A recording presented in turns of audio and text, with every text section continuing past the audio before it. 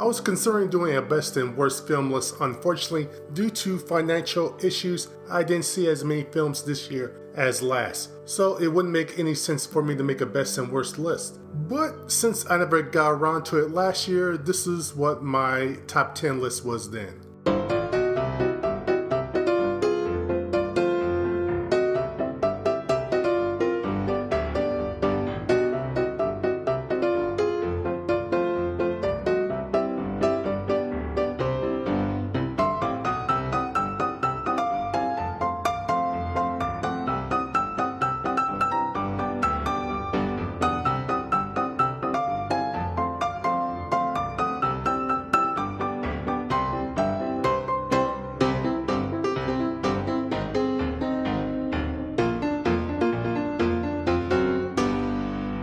Now, one more thing before I begin. This list has films that I can only remember off the top of my head. I'm sure I've seen more films than this. Also, a lot of films, the Oscar bait ones that have been released within the last month or so, weren't released near me, so I won't see them till sometime later this year. Now, let's begin with Proud Mary. It's about hit woman played by Taraji P. Henson, who during a job kills a young boy's father. A year later, for reasons, she takes care of him, but now she has to protect him from the underworld. I really like the world building for this film, and the acting across the board was really good. I enjoyed the Mary character mostly because she was three-dimensional. She could be strong and vulnerable. See, it can be done, Ghost in the Shell 2017. My problem with the film was her relationship with the boy. I don't think the kid could act, so this made their interactions cringe-worthy. Still, if a sequel or prequel with Mary were to come out, I would see it, just as long as the boy's not in it. Next, Early Man. A Stone Age tribe finds out that it's in the Iron Age.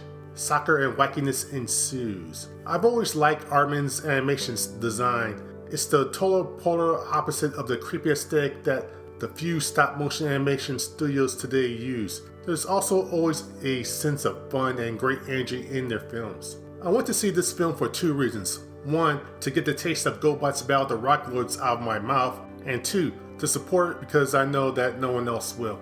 While the film is enjoyable, it does have problems. Not all of the comedy hits. A ton of the comedy is location and soccer specific, and considering US audiences don't love soccer and won't get most of the British humor, this film was pretty dead on arrival.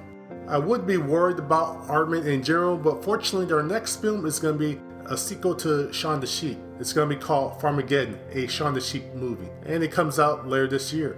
While that film will most likely bomb in the United States, it's still beloved overseas, so it should make a decent profit. Next, Black Panther. Marvel's first black superhero, I think, gets his first solo film. Just as with Proud Mary, I enjoyed the world building in this film. There wasn't a dip in the acting in the entire cast. Everyone was able to keep a consistent accent too. If you think that's a small thing, then you should watch films like Gods of Egypt. With the state that Wakanda is at the end of the film, there's a whole bunch of avenues that future films could go into. Overall, I really liked the film. The only issues I really had with it was some of the CGI was a bit wonky at times, and while the Hong Kong action scene was great and the initial fight between T'Challa and Killmonger was really good, the other fights didn't hold up that well. Next, Isle of Dogs. As I said in my review of the film, I'm not a Wes Anderson fan. To me, his works come off as pretentious, quirky for the sake of being quirky and then acting as if it's something of a higher meaning. That said, for some reason, I think he does his best work in animation. The film takes place 20 years in the future, and the mayor of Nagasaki, Japan, has outlawed all dogs. His son steals a plane to find his own dog on a trash island. He befriends a pack of dogs, and wackiness ensues. I see this film as a light drama with bits of comedy, maybe because a lot of the humor is dry. I also appreciate that the design of the stop-motion characters look different from what you usually see in theaters. There was also a seamless mix of 2D, CGI, and stop-motion in here. My issues with the film, however, is that a lot of times, like I said, the comedy doesn't work. Also, the color palette of the film was dark and washed out. Now, that makes sense considering it mostly takes place on Trash Island, but with the lack of color, it's not going to really engage the audience. Also, the character animation sometimes was a bit too stiff, which would be more of a problem for me, but then again, I also watched Nutcracker Fantasy 1979 recently, so I decided to give this one a pass. Despite my issues with the film, I am more than game to see another one of his films, animated, not live action. I still haven't changed my mind on him with that. Next, Deadpool 2. This is a revenge and then a redemption tale, which seems interesting. I just don't think it was executed as well, however. Maybe it had to do with the first one film's director leaving the project, but I didn't find the sequel as memorable. Part of the reason had to do with the relationship between Deadpool and the boy. However, my main problem with the film happens during the end credits. What happens there renders what happened in the previous 90 or so minutes void. All of Wade's character development, gone. The boy no longer is being tortured and finally finds a true friend, that's gone. In the film's final minutes, it torpedoed everything that happened beforehand. This reminds me of the ending to the Japanese manga Prison School, which I enjoyed until the very final chapter where the author decided to say screw you to the readers after 6 years. Now, on the upside, James Brolin was good as Cable. He was a bit shaky at the beginning, but he got better as the film went on. Also, the Juggernaut's theme was hilarious and epic. Next, Avengers Infinity War. Thanos finally makes his move. What move? A snappy one, of course. Infinity War is a great payoff for people that have watched all the films prior to this. That's also its problem too. The emotional scenes will only mean something if 1, you're a fan, and 2, if you've watched every film previous to this. I don't think this is the type of film that will create new fans. Still, it was enjoyable and it seems that Marvel Studios has fixed its villain problem. I hadn't seen Ant-Man and the Wasp prior to writing this, so maybe they had great villain or bad villain, but I won't know for a while. With Killmonger and Thanos this year, those were some really great villains. Also, the film being called Infinity War is a bit of a misnomer. It really should be called Thanos Quest. On a side note, I did find it a bit funny that one of the criticisms for the film was that's only half a film. Didn't you know that going in? Marvel Studios months prior said that there would be an Avengers film in 2018 and 2019. With films only a year apart, why would you think that they wouldn't split one giant film into 2? That's really on you. Next, Solo, a Star Wars story. Do you want to know the untold origin of Han Solo? No? Well, too bad, here it is.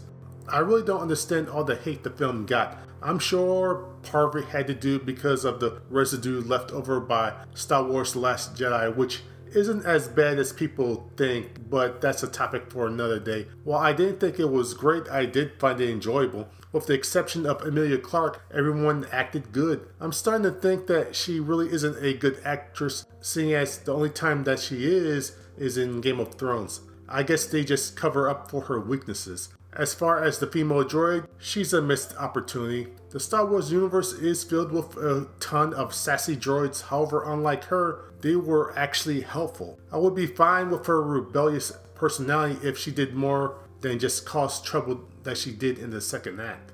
I think, however, the problem why the film failed also wasn't because people didn't want to see a Han Solo film or one about him that took place in the past. Star Wars fans want to see a film about the version that first appeared in A New Hope, the charismatic scoundrel with a tiny bit of a heart of gold. And Solo, he wasn't that character. He was still a ways away from that character. An example would be, if he stole anything, it's okay because it was from the bad guys. The Solo from the original film wouldn't be discerning like that. He'd take a job whether it affected the innocent or the guilty. Another problem the film had, I believe, was why he became a scoundrel to begin with. Living under impression of the Empire and wanting to be free is a good start for a plot and motivation. But the main motivation for this was because of a girl. That just seems so pedestrian. When you add in the fact that this is supposed to be the heart of the film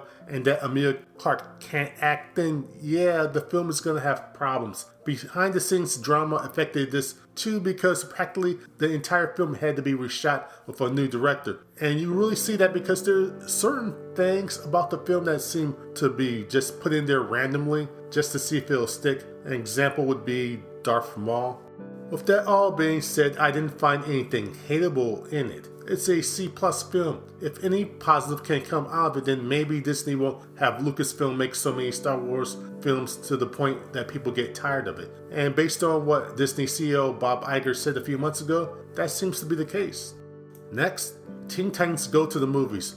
Robin wants his own movie and arch nemesis. Yep, that's pretty much the plot. This film is an action comedy musical, all three, which is pretty good, if a bit forgettable. The film reminds me of the animated One Piece and Dragon Ball movies. They were only made for the fans of the series. They do nothing to convert the uninitiated. Visually, it's okay. While it has major effect moments, there's not that much of an upgrade from the TV show to the big screen. If you're a fan of the series, then this most likely will be the only time you're going to see it on the big screen, because while it made 5 times its budget, it didn't make enough to justify a sequel. The film only made $52 million worldwide, and $40 million of that was in the United States. Not good.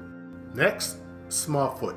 Everyone knows the tale of Bigfoot, but did you know that the Bigfoots have a tale about the Smallfoot? It's a decent middle-of-the-road film. A couple of the songs are good. One because it's a takeoff of a Queen song.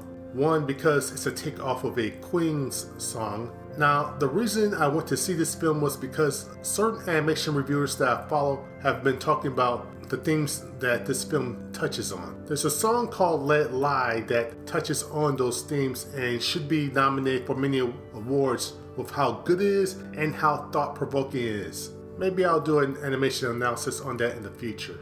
Visually, this looks like just about any other CGI animated film. Okay, that's not 100% correct. It looks like a Sony animation film, which makes sense seeing that when I took a look at the credits, they're listed for the animation as well. What's funny though is this is a Warner Animation Group film. Interesting thing though, this film is based off of, or rather inspired by, the book Yeti Tracks by Sergio Pablo. However, per Smallfoot screenwriter John Requia, the film doesn't follow that story.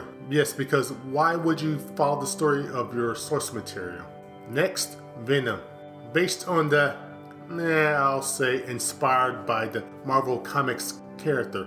This film was a gross bastardization of the character. There's bad acting, occasionally wonky CGI and editing, the writing is terrible, and it's both intentionally and unintentionally funny, sometimes at the same time. That said, I did get some enjoyment out of it. This just seems like a really patchwork film. It's PG-13, but it seems like it wants to be R, but it's doing so for a PG-13 audience.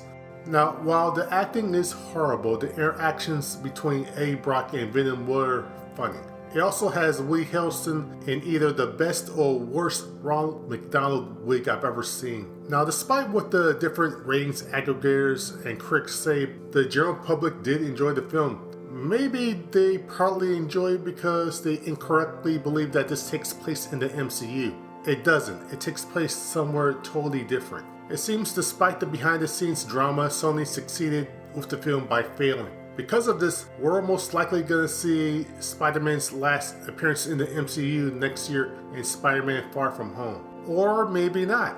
Despite Sony's recent successes, they still have financial problems, and odds are they're either going to be broken up or they're going to be sold within the next couple years. Current rumors have Apple thinking about buying Sony. If that happens, then the film rights will revert back to Marvel because the film rights are non-transferable. Next, Halloween 2018, a direct sequel to the original film from 1978, forgetting all of the sequels and remakes. What if he came home again? It's been a while since I've seen the first film, so when I went to see this one, I was mildly fresh. For the most part, I enjoyed the characters and the story. The idea of having an event that happened 4 years ago still affects someone today is an interesting one. I didn't like when they had characters do questionable things to either get him out of the story or to set up for a kill, however. Now, I did watch the original again after I saw this film, and yeah, they really pulled a Star Wars The Force Awakens with this. They kept doing things that the original film did. When I realized that, I wind up not liking the film as much. It's still good, if for no other reason than possibly giving Laurie Strode some closure. Next, The Promised Flower Blooms. The film follows Makua, who hails from an immortal race of people that stop aging once they hit their teenage years. One day their land is attacked and she escapes, and she finds an infant baby being clutched by his dead mother. The film is about their relationship through the years. As he gets older, she stays the same age. This has the best parental figure and child relationship dynamic that I've seen in a long time. It's fascinating to watch how their characters evolve with what's happening around them. The son, Ariel's character arc is more noticeable than Makua, but that's because hers is more subtle. The score and the soundtrack is excellent, and while the CGI can be a bit noticeable at times, it is integrated pretty well into the film. This is the best film I've seen all year. And finally, Spider-Man Into the Spider-Verse, a Spider Bite and a Super Collider. Both changes Miles Morales' life forever in different ways. If I hadn't seen Makua The Promised Flower Blooms this year, then this would have been my pick for the best film of the year. There are several reasons why I wanted to see this film. 1. It's a Spider-Man film and I'm a huge Spider-Man fan. 2. The animation is possibly a game changer when it comes to CGI. 3. Miles Morales is in the lead. While I did want to see him in a live action film, I'm fine with animation. Initially, I did wonder if he would take a backseat to the other characters. Nope. Miles is a strong enough character to carry this film, and he did. While the action set pieces were good other than the animation, my favorite part of the film was the relationships in the film. And in particular, my favorite is between Miles and his dad. The chemistry of all the characters mixed with the animation and story makes this a great film. My problems with it would be that the animation on each side of the screen and in the background would consistently get blurry, coming off as if the film was unfinished. My other issue would be that some of the character appearances just came off as glorified cameos. That aside, this is a film that introduces an interesting character to the world in an inventive way. Hopefully it will make enough money to justify a sequel. And that's it for me and last year. Comment below on what was your favorite film and what you thought about this video. If you liked it, then please comment below, click like, and share the video. And also, if you would like to help the channel even more, you can subscribe to it. And until next time, have a good day.